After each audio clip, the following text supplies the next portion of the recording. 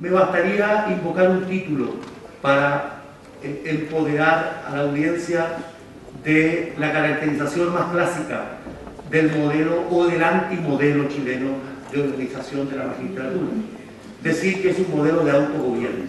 un modelo que al abrir los manuales lo encontramos de alguna manera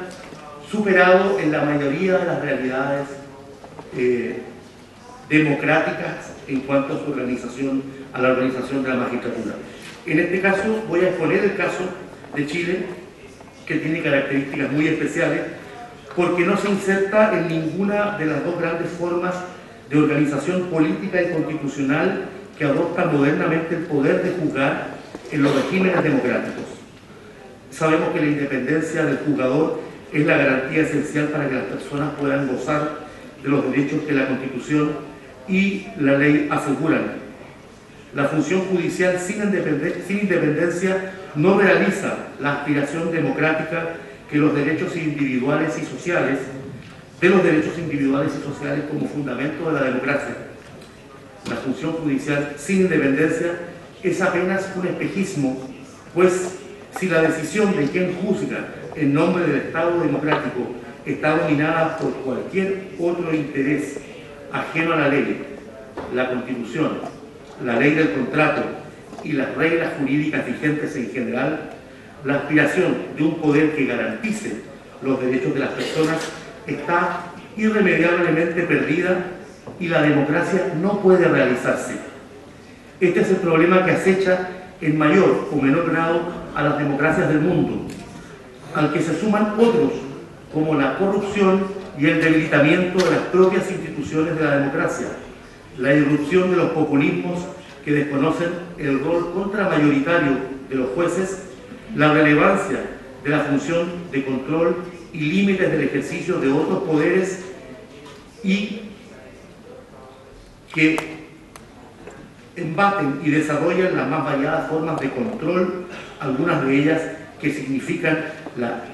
exclusión de jueces independientes por otros controlados desde el Poder Ejecutivo absolutamente dóciles. Desde el punto de vista de los problemas y amenazas que suele enfrentar el ejercicio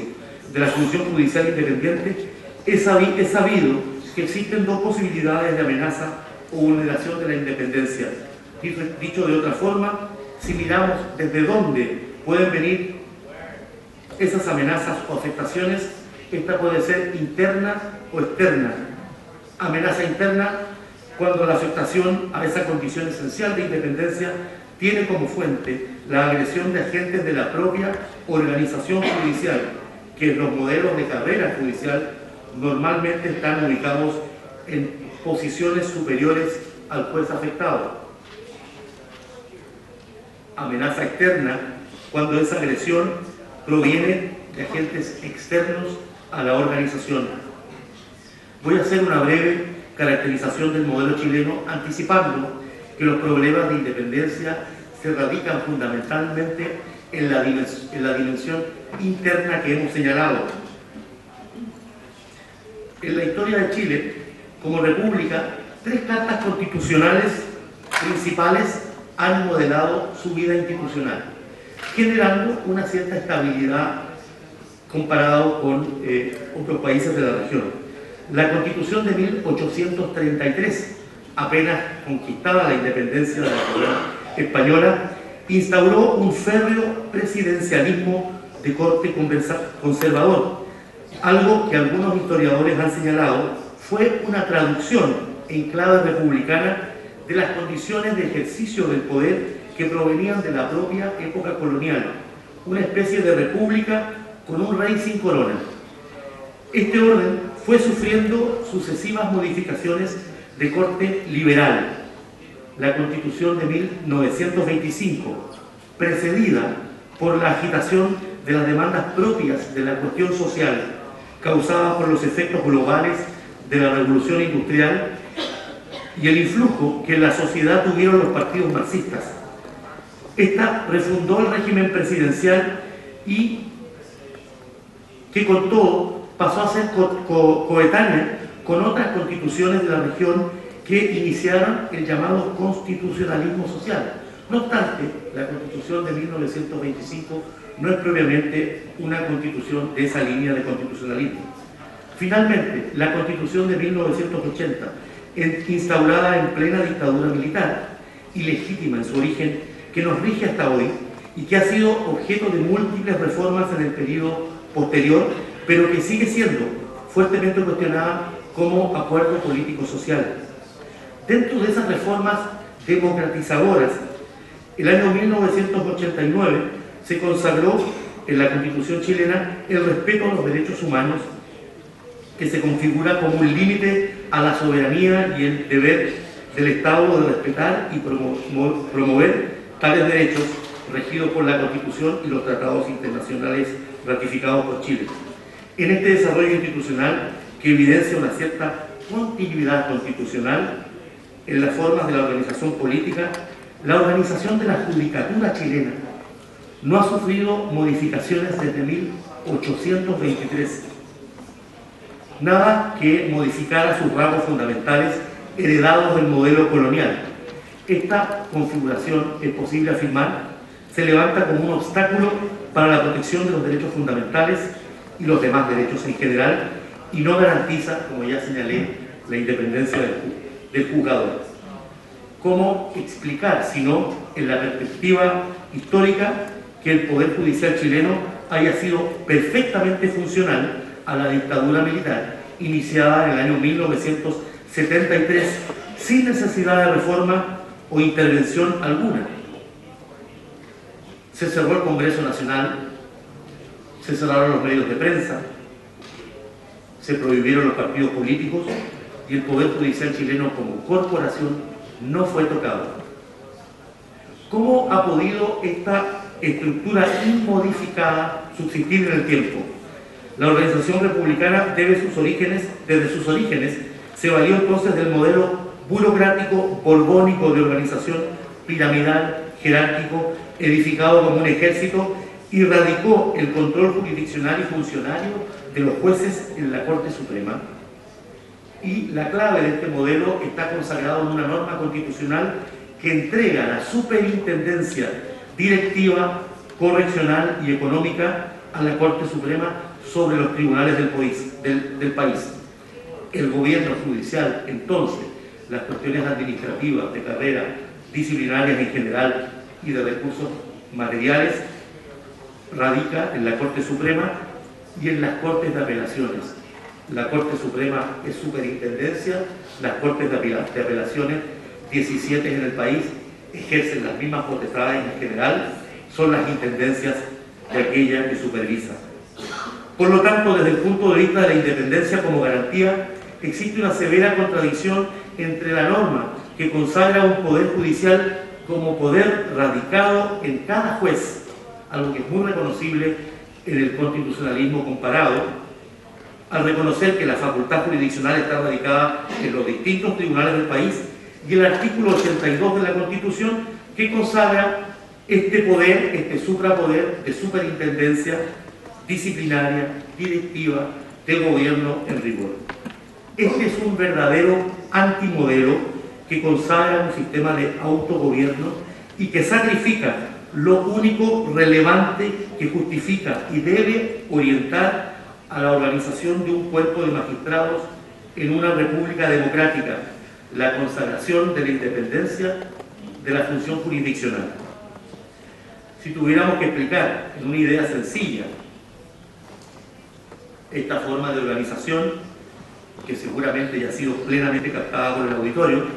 podríamos decir que el mismo juez que revisa las resoluciones por intermediación del sistema de recursos es el que decide la carrera, aspectos de disciplina, traslados, permisos, expectativas de perfeccionamiento, época de feriados o vacaciones, y un sinfín de asuntos que modelan finalmente, que configuran, que desarrollan el perfil del juez chileno. En el ámbito infraconstitucional, en el ámbito legal, ciertamente esto se manifiesta en una batería de instituciones que de manera combinada afectan esta dimensión de la independencia interna y que privilegian, esto es importante entender, la configuración del Poder Judicial no como la función de juzgar, sino como una corporación externa y extraña, con agencia, con intereses propios, ajena a la propia función de juzgar. En Chile, el Poder Judicial es más una corporación o una agencia que una referencia natural, entonces, a la función de juzgar ejercida por cada juez. No es difícil, entonces, encuadrar al Poder Judicial chileno como uno de los pocos modelos de autogobierno que existen en el mundo, y de esa sola constatación identificar ya los obstáculos que a la condición de independencia como presupuesto de debido proceso presenta esta forma de organización. A modo de síntesis, por las limitaciones de tiempo, voy a hacer referencia precisa a las instituciones que se combinan en el modelo chileno para afectar regularmente la independencia del juzgador, y a cuya remoción finalmente apunta la idea de una reforma de la magistratura con fines de reforzamiento del régimen democrático sobre la base de los principios aquí expuestos precedentemente, para garantizar plenamente la vigencia de los derechos humanos en la misión que como garantía fundamental se le encomienda al Poder Jurisdiccional. Un análisis más detallado de estos poderes arriba a los siguientes elementos. Potestad de administración de la Corte Suprema, como superintendencia, un conjunto de mecanismos interrelacionados. Poder para remover a los jueces que no han tenido buen comportamiento, un concepto absolutamente vago, o trasladarlos a un cargo de igual categoría, artículo 80 de la Constitución. Poder de calificar anualmente a los ministros de Cortes de Apelaciones y otros funcionarios, incluidos los jueces. Este poder está conferido también a las Cortes de Apelaciones respecto de los jueces de primer grado y su personal. No está de más decir que esto se hace a partir de elementos y criterios absolutamente subjetivos y discrecionales. Poder de administración de recursos materiales y personales destinados al funcionamiento del Poder Judicial a través de un órgano denominado Corporación Administrativa del Poder Judicial, que integran los propios ministros de la Corte Suprema. Recordarán algunos, los más atentos, que el señor presidente de la Corte Suprema chilena, en el discurso inaugural, hizo mención a la Corporación Administrativa del Poder Judicial como un modelo, y de manera muy genuina nos anticipó algunos de sus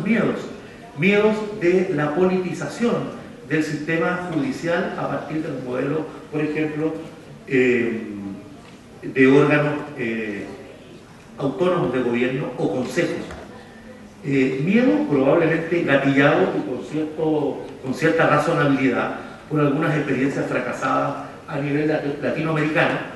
pero que no puede sostenerse en otros modelos mucho más estables institucionalmente, particularmente a nivel europeo, y que han tenido razonables grados de satisfacción de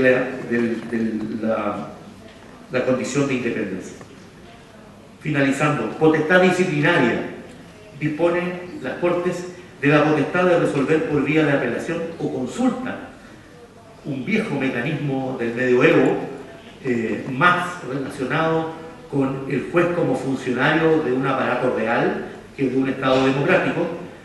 de resolver todos los procedimientos disciplinarios incoados ante las Cortes de Apelaciones respecto de los miembros del Poder Judicial. Tiene también la facultad de conocer de oficio, que significa de introducirse, de abocarse a los procesos disciplinarios sin necesidad de recurso alguno. Tiene una potestad normativa, reglamentaria especial, que hoy por hoy está fuertemente cuestionada, puesto que ha invadido la potestad legal, específicamente consagrada en la Constitución, transgrediendo prácticamente los límites del principio de separación de poderes que está consagrado en la Constitución, y que han significado reformas de procedimientos por normas de la propia Corte Suprema, creación de tribunales, entre otras cuestiones que son relevantes y de expresa reserva legal en el modelo chileno. Poder, ciertamente, poder en procesos de nombramiento y de carrera judicial, poder para efectuar inspección de tribunales, cuestión regular y anual. Todos estos poderes generan una paleta de colores que va desde el control más capilar, más sutil, hasta el control episódico, brutal y fácilmente desincentivador de la idea de una jurisdicción subjetiva independiente. Con todo, y aquí para ir terminando, la magistratura chilena, ¿en qué se sostiene? Podrán preguntarse ustedes, en este modelo. Se sostiene todavía en una concepción subjetiva de la independencia muy destacable, en una especie de ética del carácter respecto de muchos jueces que conciben esta situación resistiendo todo este aparataje institucional que conculca día a día en tantas instituciones la posibilidad de la jurisdicción, la posibilidad de que el tercero, el Estado, instala para la resolución de los conflictos particulares, realice el único vínculo que se le exige realizar, que es el vínculo con las normas jurídicas vigentes, y se abstraiga de cualquier promesa de premio o amenaza de castigo. En ese contexto, la ética subjetiva del juez chileno sostiene todavía a la magistratura chilena, pero es una condición necesaria, pero no suficiente. Muchas gracias.